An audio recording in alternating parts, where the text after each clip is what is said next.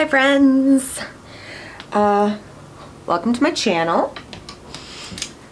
I am the Retro Fairy and my name is Tiff. So I'm gonna start this whole new, I guess it's not new, everybody does a get ready with me thing, but what I'm gonna do during my get ready with me, thank you Bailey for this idea, unpopular opinions, or actually giving facts, I guess would be the best way to put it. So I'm gonna do a fact checking get ready with me with a variety of subjects. I'm actually going to start with Dr. Anthony Fauci because there is a ton of misinformation out there about him, and the news media doesn't cover things the way that, they should.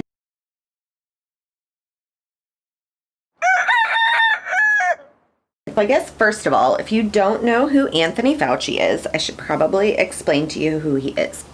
He is the leading expert on virology and infectious disease at the National Institutes of Health. With the National Institutes of Health since the 80s under Ronald Reagan.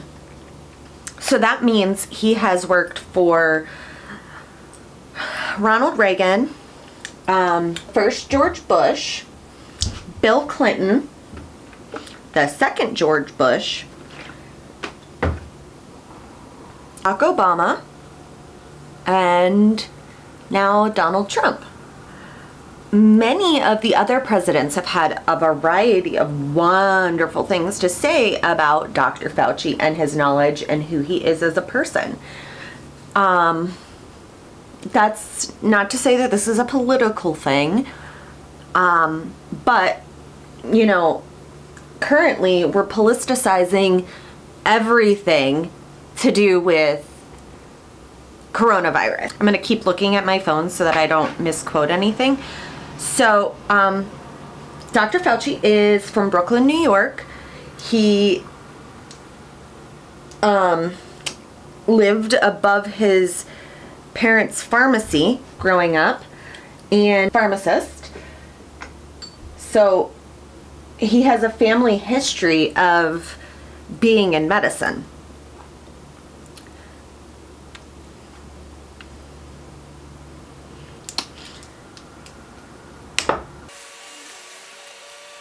His grandparents were from Naples, Italy, and Switzerland.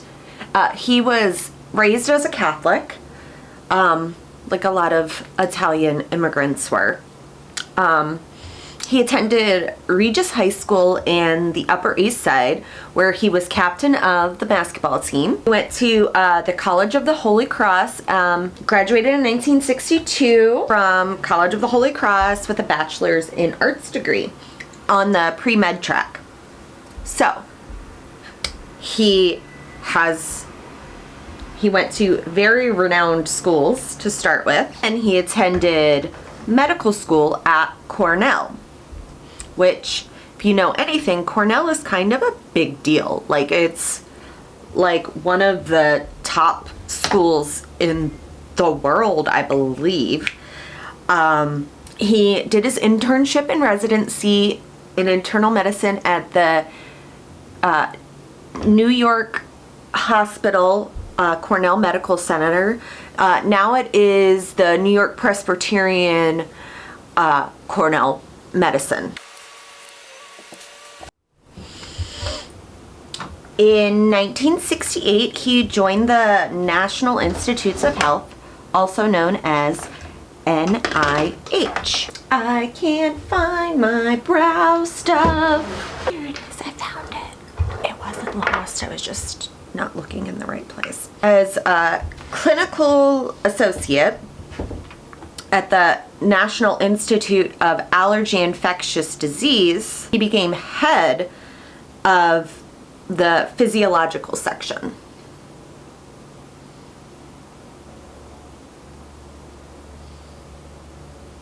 so far so good, right? Like, he's kind of living his life, like learning from a variety of institutions, studying and being a great leader in everything he does.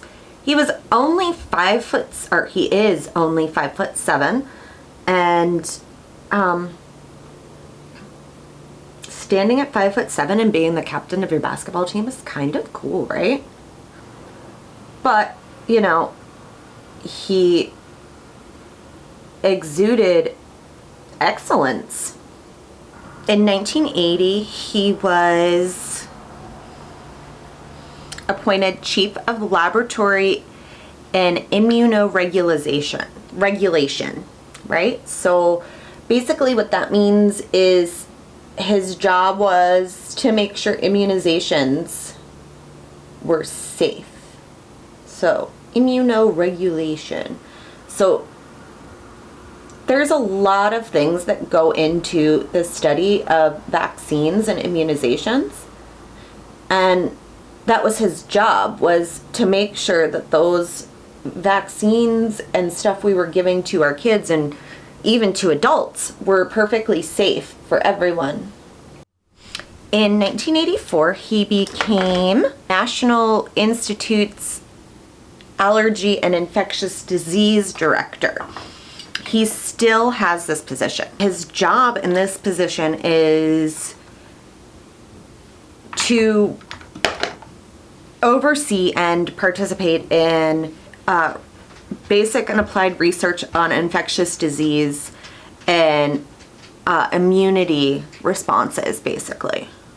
And I definitely think I just put the wrong thing on my under eyes. It's fine. It's fine. I just hope my makeup doesn't look like garbage. So, while in this position,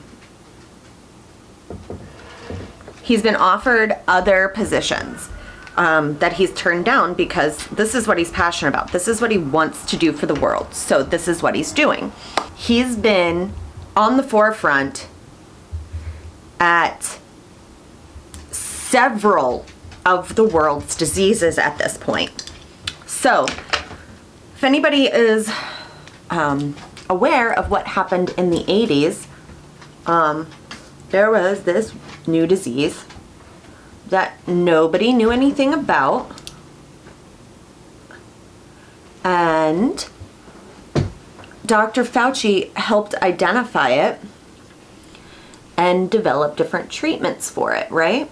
So that disease was later identified and named HIV, which is the virus that causes AIDS. I don't know the specifics of all that stuff because I'm not a scientist. I don't even play one on TV, ha ha ha. I will not pretend to know how all of that stuff works. But not only has he worked with everyone for that particular disease, he went above and beyond the call of duty. A lot of people have said different things speculatively about what he did with money from that era and stuff. I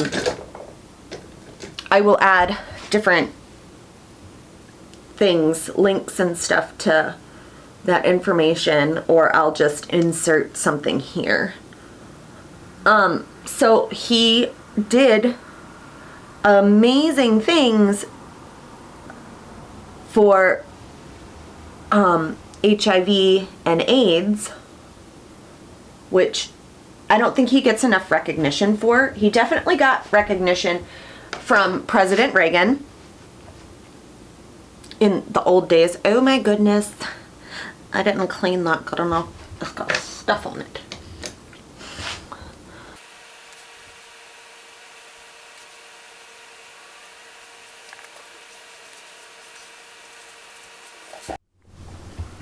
So, while working at NIH, he also worked with SARS, the 2009 swine flu pandemic, MERS, Ebola, and now currently he's working with COVID-19. In the early 2000s, he worked in creating an emergency plan for AIDS relief.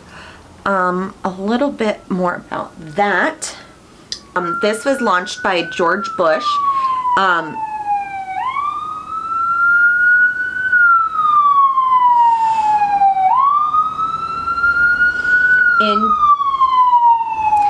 So the President's Emergency Plan for AIDS Relief was a United States government initiative to help the epidemic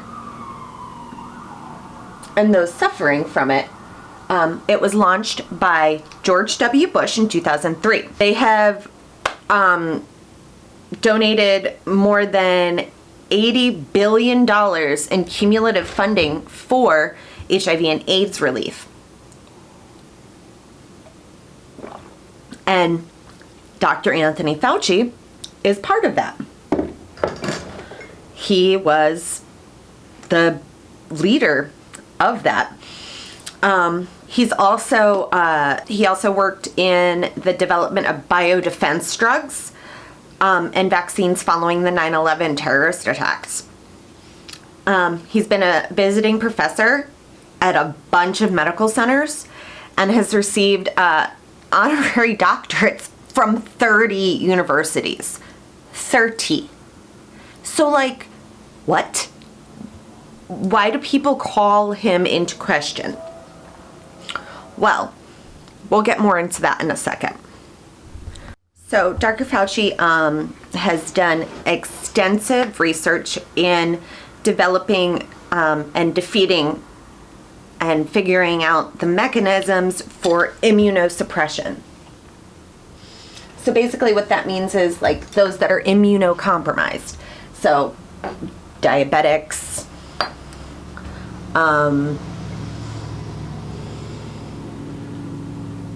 people with Crohn's disease, fibromyalgia. And so he's done extensive research in all of these fields and helping figure out how these mechanisms work. Again, I'm not a scientist. I could read you what immunosuppressive stuff is, but he has developed therapies for diseases that used to be fatal. I don't know how to pronounce most of them, but I will put their names here. In 1985, in Stanford University at the Arthritis Center, they ranked Dr. Fauci's work on treatment of poly something as one of the most important advances in patient management for rheumatology for 20 years. Again, he did a lot of research for HIV and AIDS as well in order to establish, treatment. Why are non-scientists calling him into question? Again, we'll get into that in a minute. So from 1983 to 2002, oh good gravy, I've got something in my eye. I don't see it. He was the 13th most cited scientist among 3 million authors. 3 million authors. 13th most cited out of 3 million authors.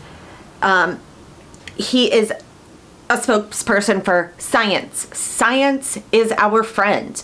Yes, science has a lot of stuff that we don't understand as laymen, but Dr. Fauci has been actively engaging in explaining to the normal populace how different diseases work. Well, not how they work necessarily, but how we can protect ourselves.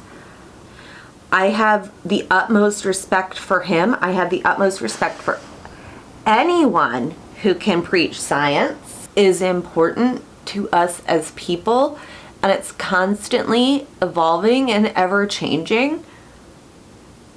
Like, we can't just go all willy-nilly in the world and assume that we know what's right if we don't have the education to back it up. Education is going to be the key to everything in the world from now until eternity.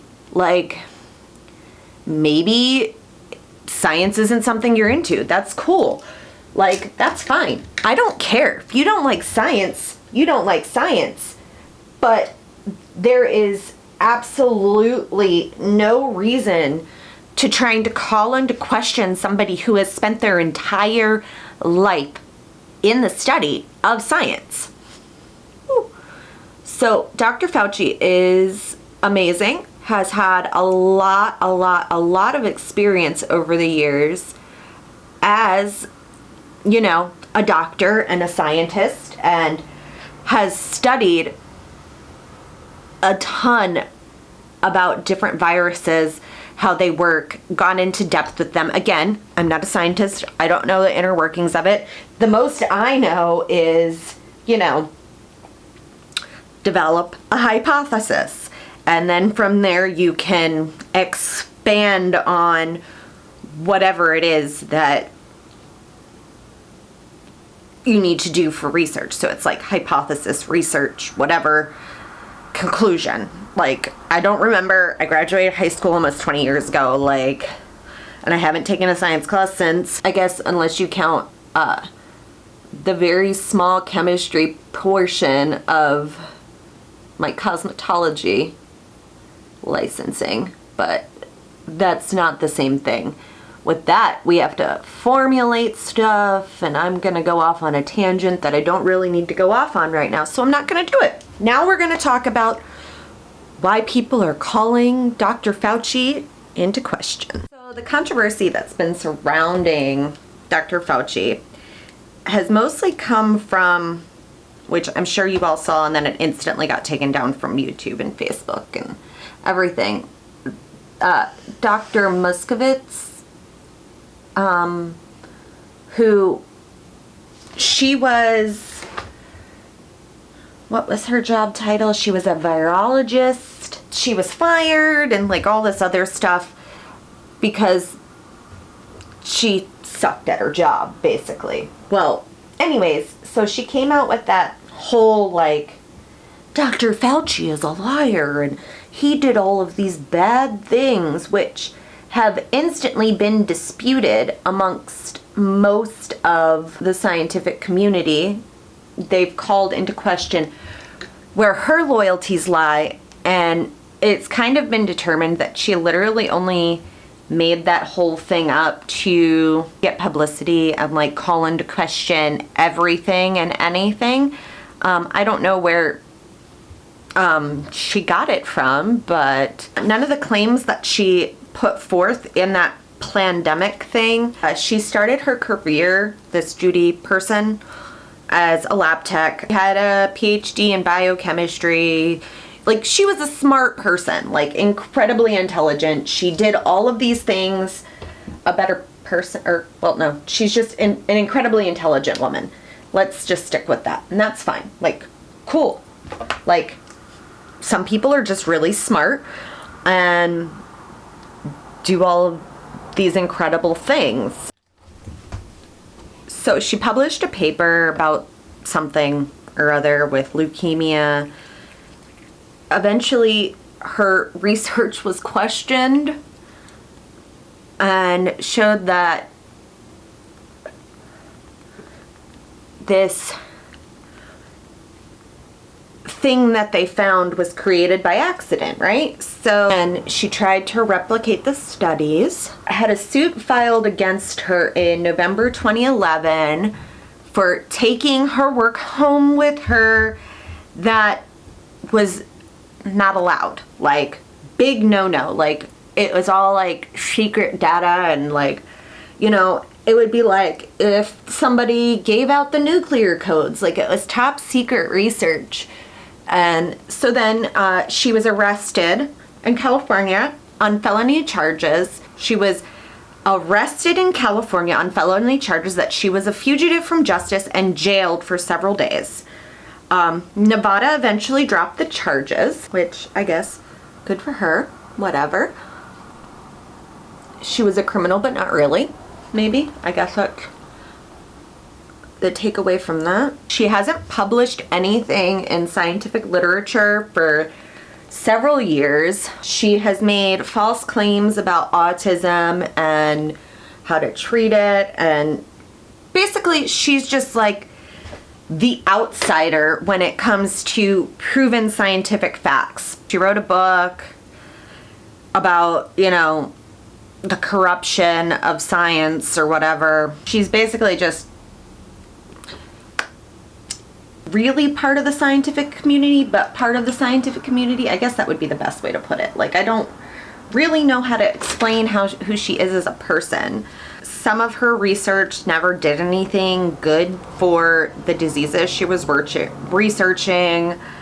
She says that she went to jail and had no charges on her, but she did.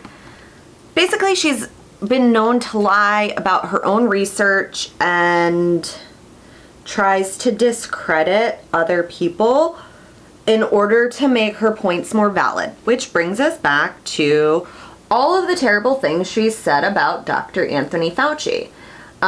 Basically, she said that he's some kind of mad scientist, that people are buying into all of his research and studies and nobody is fact-checking him, and basically a whole lot of crazy talking points that are unfounded in the scientific community. That's the controversy. Well, then we can get into what there are not a lot, and then we can talk about his boss. His boss was recently interviewed and said that he's essentially just an incredibly stand-up guy. I don't understand why people are trying to discredit a man who has literally worked with several presidents, has many accolades from said presidents. Until now, he's been widely held to this,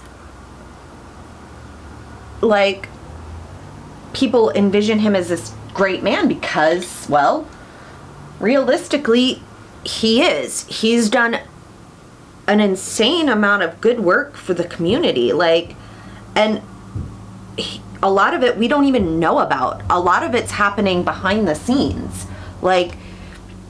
So my unpopular opinion, I suppose, is that, you know, we should all be listening to science.